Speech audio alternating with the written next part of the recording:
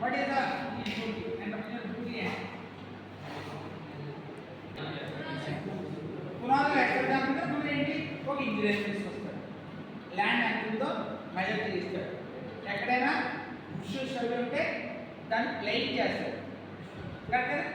తర్వాత ఏంటి డిజైనింగ్ తయారు చేస్తాడు. Plan designing. ఆ డిజైనింగ్ చేసిన తర్వాత ఎలా కట్టాలి ఎస్టిమేషన్ వేస్తాడు. అంతేనా? ఆ ఎస్టిమేషన్ వేసిన తర్వాత దానికి ఎంత క్యాపిటల్ కావాలో ఫైండ్ అవుట్.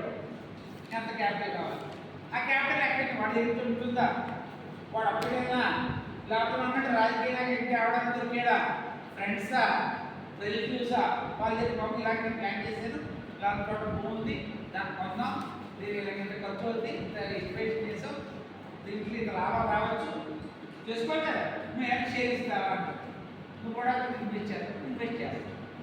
ఇన్వెస్ట్ చేసిన తర్వాత ఇంజనీర్ రెడీగా ఉన్నాడు, పక్కకు వచ్చాడు, ఎవరిగా పిలిపించి నెసెస్ కార్పొరేట్ బిల్డింగ్ ప్రాసెస్ చేస్తాడు. అంత బిల్డింగ్ అయిన తర్వాత పెయింటింగ్ తీసుకుంటాడు. ఎంతో లేని వెంటనే ఇప్పుడు అంత ఏమవుతుండో ఎందుకంటే పబ్లిసిటీ ఇచ్చుకుంటుంటాడు. ఒక పక్క కన్స్ట్రక్షన్ ఉంటుంది, ఒక పక్క పబ్లిసిటీ ఇచ్చుకుంటాడు కదా. ఒక మేము బుక్ చేసుకున్నారంటే వాళ్ళు బుక్ చేసుకున్నారంటే ఇది రేటు, సంవత్సరం తర్వాత ఇది రేటు.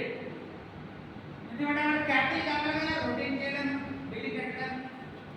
వాళ్ళు బయట నుంచి తెచ్చాడంటే రొటీన్ కట్టుకోవాలి. వాళ్ళ బిల్డింగ్ స్టార్ట్ చేసేటప్పుడు కన్స్ట్రక్షన్ నువ్వు ఇవాళ బుక్ చేసుకున్నావు అనుకో, కిక్ తక్కువ రేట్ చేస్తారు. అదేంటని చెప్పింది. లేకపోతే బిల్డింగ్ అంతా అయిన తర్వాత నువ్వు డబ్బులు అంటే రేట్ ఎక్కువ ఉంటుంది. ఎందుకంటే ఇంకా మీరు దేని ఇన్వెస్ట్ చేయాలి కదా. పాయింట్ అర్థమైంది మీకు? అందువల్ల ఇంటికి వెళ్ళి అంతా చేస్తారు. ఆ ఇవన్నీ చేయడం వల్ల వాడికి ఏంటి మెయిన్ ఆబ్జెక్టివ్, వాడికి కావాల్సింది ఏం కావాలి,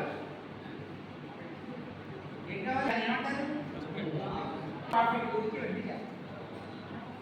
అందువల్ల ఎంటర్ప్రైజర్ మెయిన్ డ్యూటీ ఏంటి, టేకింగ్ ద క్యాపిటల్.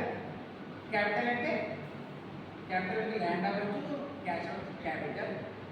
అండ్ అంటే 4 ఫ్యాక్టర్స్ ఆఫ్ ల్యాండ్, లాభం తీసుకొచ్చి, క్యాపిటల్ తీసుకొచ్చి, బిజినెస్ చేసి లాభాలు తీసుకుంటాడు. వాడిని ఎంటర్ప్రెన్యూర్ అంటాం, ఆర్గనైజర్.